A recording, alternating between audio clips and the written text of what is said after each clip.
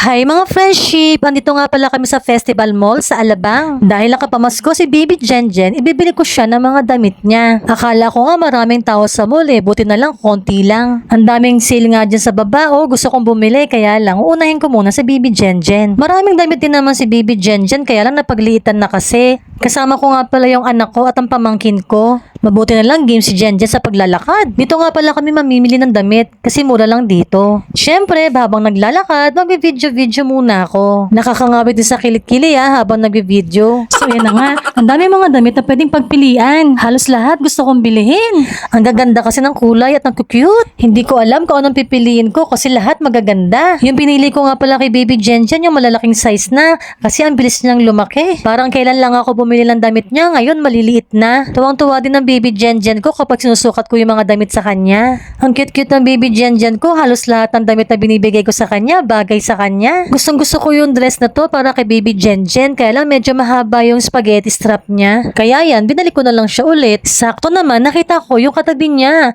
Sobrang ganda ng dress na to. Ang cute-cute kasi ng kulay tsaka bagay din kay Baby Jenjen. Kaya ayun, sinukat ko kagad sa kanya. Ito namang anak ko, ayaw tumayo. Gustong-gusto ko makita kung anong itsura O diba, ang cute ng dress niya. XL na pala yung pinili kong size para hindi kaagad mapagliitan. Yung last kasi namin bili dito, sakto lang yung size na pinili ko. Kaya yun, napagliitan kaagad niya. Next ko naman napili yung color yellow kasi favorite color ko rin yan. Ang sarap talaga damitan kapag may baby girl kang anak. Syempre, XL ulit ang size na kinuha ko para malaki at may allowance din sa kanya. Pinilihan ko rin pala siya ng cardigans na short at sando, kaya lang hindi ko na na-videohan. So yan na nga, tapos na kami mamili ng damit ni Baby Jenjen. Habang namimili pala ako ng damit ni Baby Jenjen, si kuya naman nag-iikot din. May nagustuhan daw siya na jacket. Syempre, si Mami Jen tumutol kasi nga naman ang init-init sa Pilipinas, bakit jacket pa? Pero syempre, teenager na si kuya, yun ang mga trip nila mga damit at forma. Kaya yun, pinagbigyan ko na lang siya at binili ko na lang. Medyo na-shock nga rin ako sa price yan 1,000 ba naman?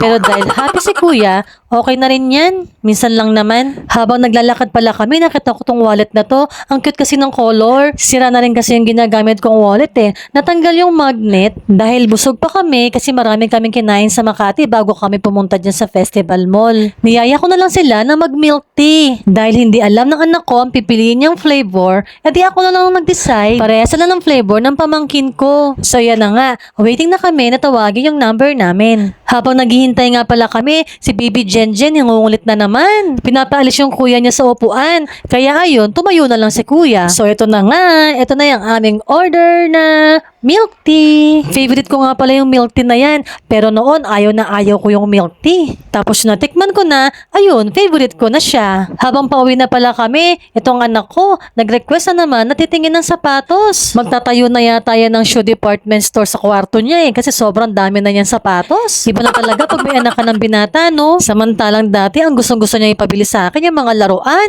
Habang nagtitingin ng sapatos yung kuya niya, ito naman si Baby Jenjen naglalaro. Tapos maya-maya nagpatimpla sa akin ng milk. At dyan pa talaga siya humiga. Feeling na sa bahay lang yan, Baby Jenjen. Nahiya nga ako sa mga salesman dyan at sa mga customer kasi hindi sila makaupo dyan. After din dumedi ni Jenjen, umuwi na rin kami. Medyo maaga pa nga yan kaya medyo mataas pa yung araw. After kasi namin dyan, pupunta pa kami ng Somo Market. Doon daw kasi bibili si Kuya Charles ng damit kasi marami daw siyang magpagpipilian doon. Marami kasing bazaar doon kaya mura lang yung mga damit. So hanggang dito na lang. Salamat sa panonood.